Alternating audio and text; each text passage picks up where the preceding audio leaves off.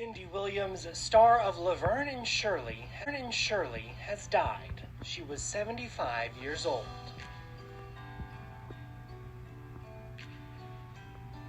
But I was terrible at physiology, and I fainted when our physiology teacher, Mrs. Katz, dissected a frog.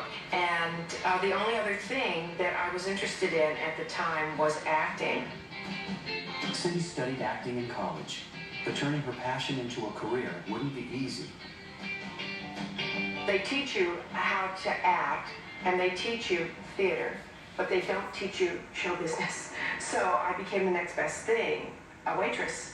And I waited tables at the House of Pancakes for many years. Cindy wouldn't be a waitress for long. No, Harold. It's not another man. It's a man. Soon she was landing commercials, like this one for Foster Grant. Face it, Harold. The only thing you ever gave me was a cold. Commercials led to television and film roles. Hello? Harold. Then she got the call that would change her career. My friend, Fred Roos, called and said, I'm casting this movie for this really hip, wonderful director, George Lucas, and I'd like you to come in and read for the ingenue. And at first I told him no. Boy, am I an idiot. Fortunately, she reconsidered. The movie was American Graffiti, which paired Cindy on screen with Ron Howard. She followed up that success with a role in Francis Ford Coppola's The Conversation. Cindy had met Penny Marshall years earlier on the set of a film called The Christian Licorice Store. Though their parts ended up on the cutting room floor, their friendship would last. In 1975, Gary gave Penny and Cindy a guest shot on his hit TV series, Happy Days. Laverne, it's Laverne de Fazio, she's mine. And this is Shirley Feeney, she's yours, as you can see. I played with Henry, and she played with Ron. And we were nervous, is basically what it was. Oh yeah, we were the fast girls, the slutty girls.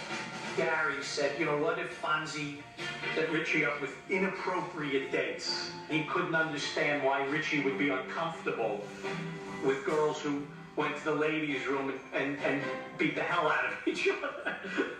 The Laverne and Shirley episode was memorable because, you know, we had some great scenes. It was very well written. It's a really funny physical comedy.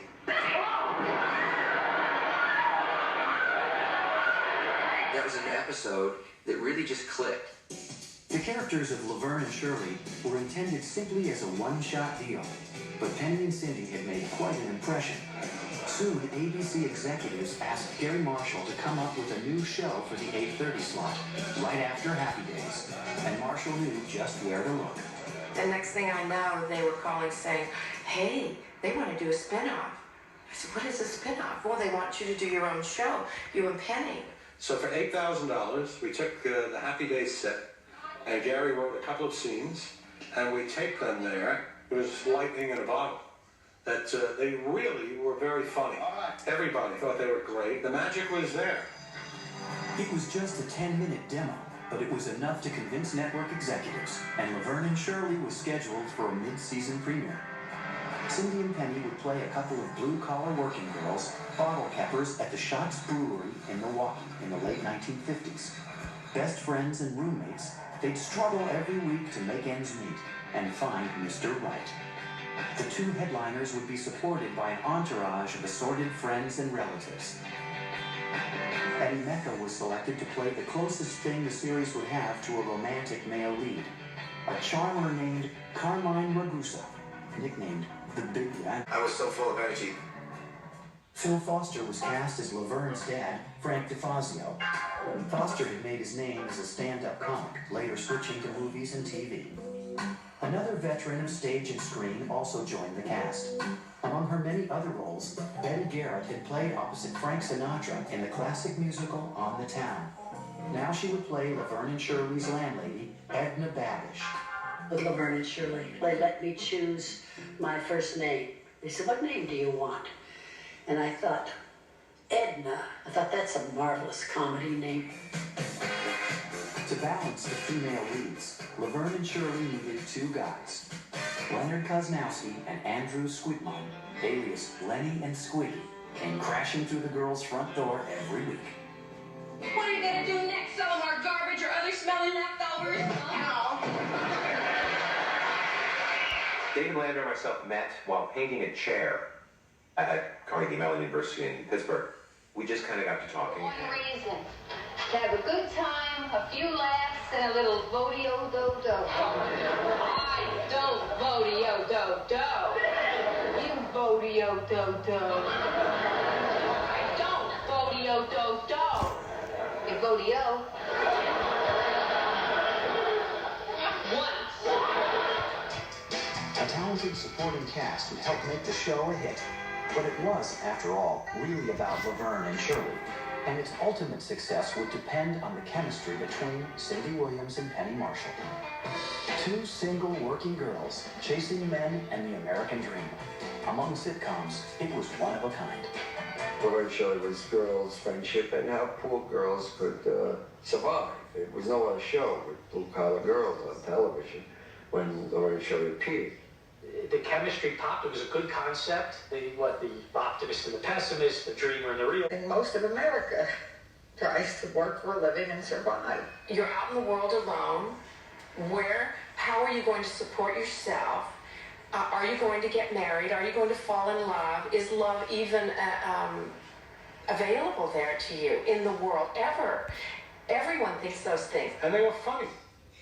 I mean, they genuinely were as funny as anything on television. Did with the audience. Like I'm glad to be back nighty and scanny panty. The first episode beat its lead-in, Happy Days, and the new show continued to top its sister series in the ratings. It soon became obvious that the audience loved Laverne and Shirley and the actresses who played them. Like their characters, Penny and Cindy were different from each other, and they found ways to capitalize on their differences. You got to write to your talent. My brother used to say, write down what you could do. You know, from a tongue twirling to touch it. Cindy could touch her tongue to her nose. Yeah, we'll fit it in somewhere. So I said, let me drink what I drink, which is milk and Pepsi. Let me at least do that, which I know will get a reaction. Make a try for this second.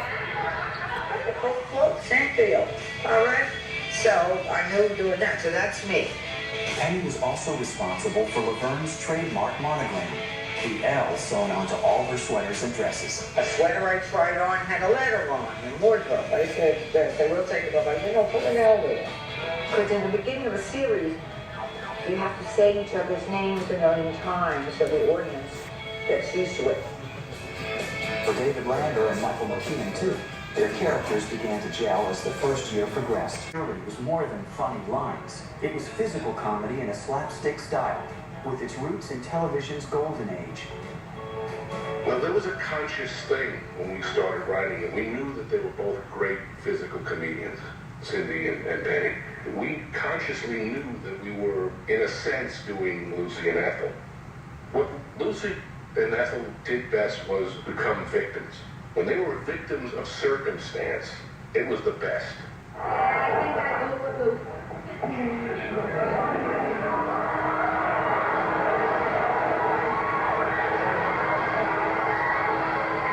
It's highly critically acclaimed. It's very hard to do. And we didn't care because we were number one in the ratings. So we said, In Hollywood, Laverne and Shirley were no longer brewery workers, but aspiring movie stars. Like most novice actresses, they made ends meet by taking on temporary jobs, providing more opportunities for funny business. Because they still make us laugh, and it's kind of my second state. Can I imagine my life without Shirley Feeney? At this point now, I can. She's very, very precious to me.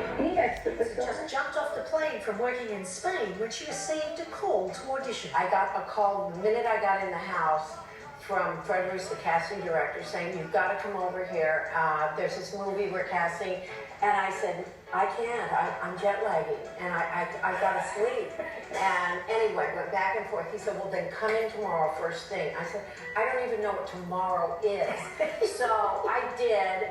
I dragged myself over there, and I was half asleep, but George Lucas, I went in to meet him, and he was half asleep. And it was described to me as being directed by one of the writers who is this new prodigy, you know, this new air. And I looked at him when I thought, I don't think so. 661. I auditioned with Ron Howard. That was the first time I ever met him. He was like all of 17 or something. We finished the screen test and I went home and then they called and they said, okay, you got the part. And I said, you know, this is what I did. I said, I can't do it. I just got to sleep. I can't. And finally, Francis Ford Coppola called me, who was producing it. And he called me, and I thought it was a joke on the phone. And he said, Cindy, you really want to do this movie? And I said, I'm in. Why are you concerned? I don't know why I ever asked you out in the first place. You didn't. I asked you out. What do you mean you asked me out? So many connections. So we went over and we did it, and then we went back to our writing job. And then 3 weeks later, they called and said, ABC loves this show. And we said, what show? And they said, they love you and Penny, and they want to do a spin-off. And we didn't know what a spin-off was.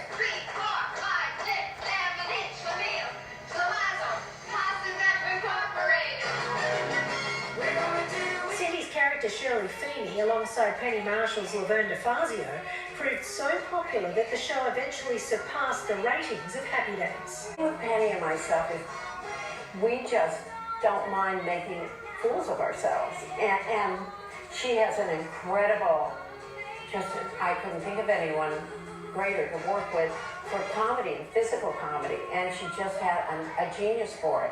And the first 13 weeks, though, they didn't think I did physical comedy, and I had to beg Gary. You know, I said, I do it too. And so he wrote me this little thing and said, if you do this, then it's a strange headset, you know, that we had about ourselves. And I think that was a blessing and a curse, because that's what kept the show down to earth. They tried to make our clothes on the show really fabulous.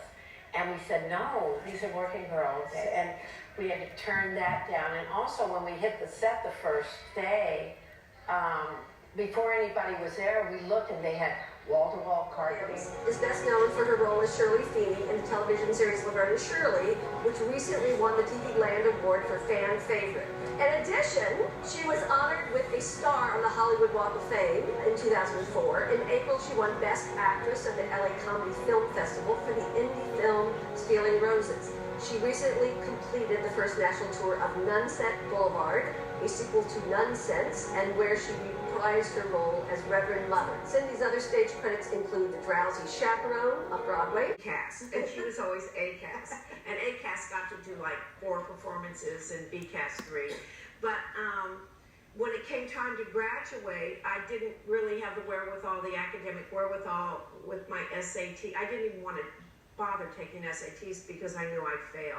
So a lot of the students who were in the class were going to this wonderful school called Los Angeles City College, which has an incredible theater arts department. Personally, favorite role you ever got to play? Oh, it was Shirley. Laverne Shirley. Laverne and Shirley star Cindy Williams has died. The actress who played Shirley on the iconic Happy Days spinoff was 75 years old. According to Cindy's children, she passed away in Los Angeles on January 25th after a brief illness. A statement from her family on January 3rd reads, "The passing of our kind, hilarious mother, Cindy Williams, has brought us insurmountable sadness that could never truly be expressed. Knowing and loving her has been our joy and privilege. She was one of a kind, beautiful, generous, and possessed a brilliant sense of humor and a glittering spirit that everyone loved." In 1973, Cindy appeared in American Graffiti, directed by George Lucas, for which she was nominated for a BAFTA Award for Best Supporting Actress. Then in 1974, she landed a role in Francis Ford Coppola's The Conversation. but it was her performance opposite Penny Marshall in Laverne and Shirley from 1976 to 1983 that thrust Cindy into the spotlight. The popular sitcom followed the misadventures of two single women in the 1950s and 60s. Her family spokesperson also released a statement from Cindy's children, Emily and Zach, that reads, quote, "The passing of our kind, hilarious mother, Cindy Williams, has brought us insurmountable sadness that could never truly be expressed. Knowing and loving her has been our joy and privilege. She was one of a kind, beautiful, generous, and possessed a brilliant sense of humor and a glittering spirit that everyone loved. We have always been and will remain so proud of her for many things. Her lifelong mission to rescue animals, her prolific artistry, her faith, and most of all, her ability to make the world laugh. May that laughter continue in everyone, because she would want that. Thank you for loving our mom. She loved you too." Sitcom. Williams was married to Bill Hudson of the Hudson Brothers from 1982 to 2000 when they divorced. She is survived by her two children, Zach and Emily.